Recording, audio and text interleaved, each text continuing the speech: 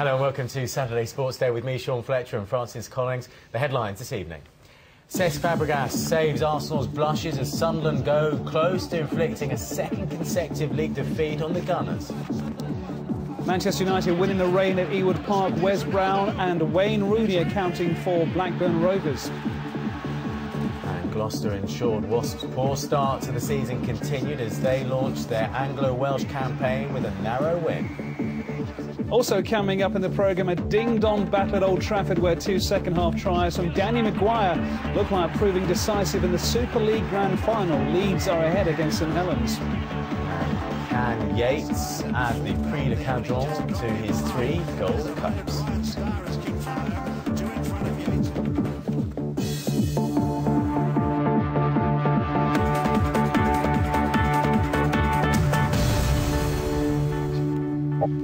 Welcome to the programme. We start with football, and after last weekend's defeat by Hull, there was another disappointing result for Arsenal. It may sound unlikely, but a 1-1 draw at the Stadium of Light will leave Sunderland bitterly disappointed and leave Arsenal mightily relieved. A third defeat of the season would have seriously dented Arsenal's title hopes, and it looked like going that way when Grant Ledbetter scored with a stunning strike from 25 yards out with just 4 minutes to go. Arsenal only seemed to get going after that, and in the third minute of injury time, Cesc Fabregas headed in from a Van Persie corner.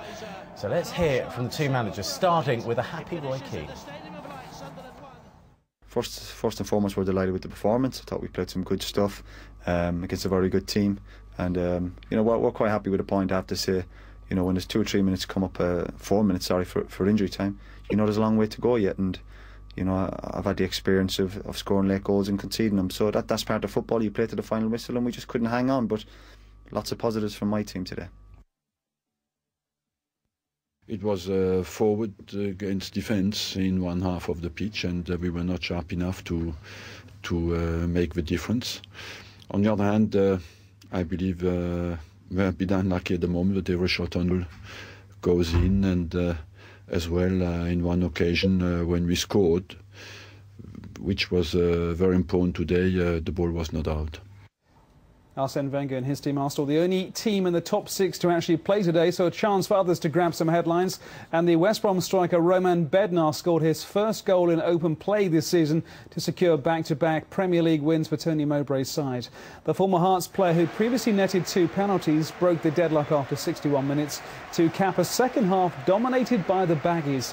It puts them up to 7th in the table, and the manager sounded contented with the way things are going. Back-to-back wins in the Premier League for a newly promoted team is pretty special. You know, the players work extremely hard. You're going into a league where you're not sure what's going to be in front of you, and yet you know, every game, 7 games in now, we've been in every game. We're competing very well, and today was no different. Played against a very good side. You know, Fulham are good with the ball and give us plenty of problems without really creating real good clear-cut chances. I think second half we had a few of them that could have put us 2-0 up and give us a bit of breathing space, but it was a bit edgy right to the death. Right up to the end, I thought we were going to get something positive from the game because we were playing well enough and we were creating enough goal chances, but it wasn't to be. Our run of poor form away from home continues, and I'd even venture to say our run of bad luck away from home continues as well, because in each of the 3 away defeats, in speaking with the managers after the game, they all believed that we were probably good enough on the occasion to get at least a point from the game. Jeremy Alliandier proved to be Middlesbrough's hero with an 89th minute winner at Wigan to give his side 3 points and their first away victory in the league in 2008. Gareth Southgate's men had to come under increasing pressure from the home side, with their goalkeeper Ross Turnbull keeping them in the match before Alliandier pounced to drill home Stuart Downing's header in the box. So disappointment for Wigan and their manager Steve Bruce. Well, Steve, pulsating stuff a week ago. Everybody's excited when they arrive here today, and then there's the old sucker punch that destroys your weekend. How often have you seen it? It's the one thing we tried to guard against. To be fair, in the opening exchanges in the first half hour, they've had to change their shape. They've had to try and get a kick of the ball. And when you're in the ascendancy like that, you need to score. And if you need to score, then they have to go and do something about it. The longer the game went on, they were quite prepared to sit in there and obviously take a draw away from home, which is something we're going to have to come to terms with. People have got this respect for us where they'll come and change their shape and play one up front, and disappointing because we was after last week. But how many times have I been here? I've done it often enough where you don't get what you deserve. Certainly, we didn't deserve to get beat. That's for sure. It's a huge result for us, both in terms of that, I don't have to keep answering questions about never winning away. Our first clean sheet of the season, and coming here and rolling our sleeves up in what was always going to be a physical battle was important, and we stood up to that. We were tough mentally today. We deserved something from the game. Whether the win is deserved, it is because we've taken our chance that we had. But the irony is we played better than we did today in our last 2 games and got nothing. So it's reward for the way we've defended as a team today, and we've taken our chance when it mattered. Manchester United went to Blackburn in the late kick-off and in driving rain came away with a 2-0 win. Despite his injury concerns, Wayne Rooney played up front with Dimitar Berbatov and scored a cracking goal in the second half. It puts United up to 6th in the table. Eye to eye again. All was sweetness and light at Ewood Park, at least before the kick-off. Sir Alex Ferguson and Paul Ince acting like the bestest of chums. It was a different story once the match started. Matt Derbyshire coming close for the home side early on.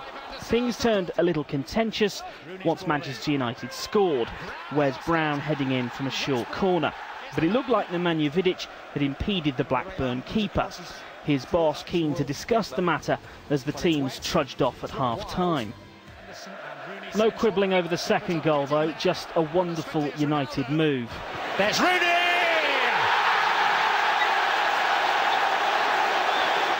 Not a bad finish for a player we were told was struggling with an ankle injury. In truth, this was an absolute doddle for the champions, and they should have scored more, only the rain and the post stopping them. But 2-0 it was. The apprentice still has plenty to learn. Tim Allman, BBC News. OK, let's show you the Premier League table, bearing in mind that Chelsea and Liverpool don't play until tomorrow. Arsenal, they would have gone top if they'd won, but that draw at Sunderland means they're level on points with Aston Villa. Chelsea top, Liverpool second, Arsenal third on goal difference, Aston Villa in 4th place. That win for Manchester United over Blackburn puts United up to 6th in the table and within touching distance of the leaders. At the bottom, there's no change in the last 3 teams because, again, they're all playing tomorrow. But the Middlesbrough win at Wigan has shot them up the table. They were 16th and are now in 10th spot. Fulham lost to West Brom and slipped a place. Birmingham City's bid to return to the Premier League continue this afternoon with a 1-0 victory against QPR at St Andrews. It's a result which took them to the top of the Championship for a few hours. The veteran striker Kevin Phillips was the star for the home side, scoring his 4th goal of the season.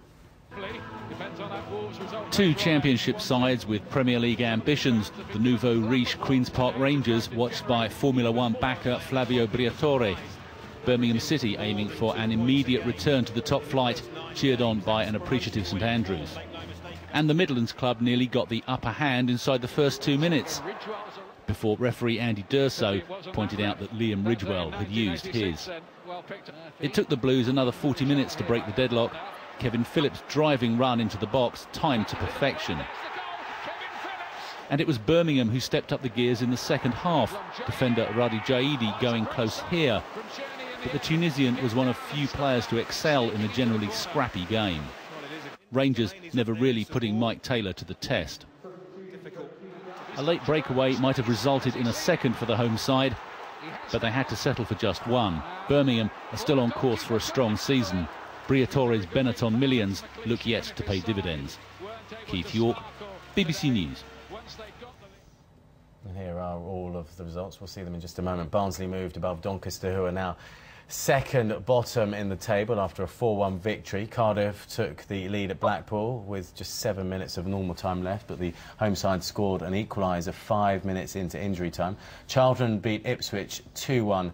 And Coventry put 4 past Southampton. Derby are unbeaten in 6 now after a 2-1 victory at Norwich. And you can see that Birmingham result 1-0. They are top this evening.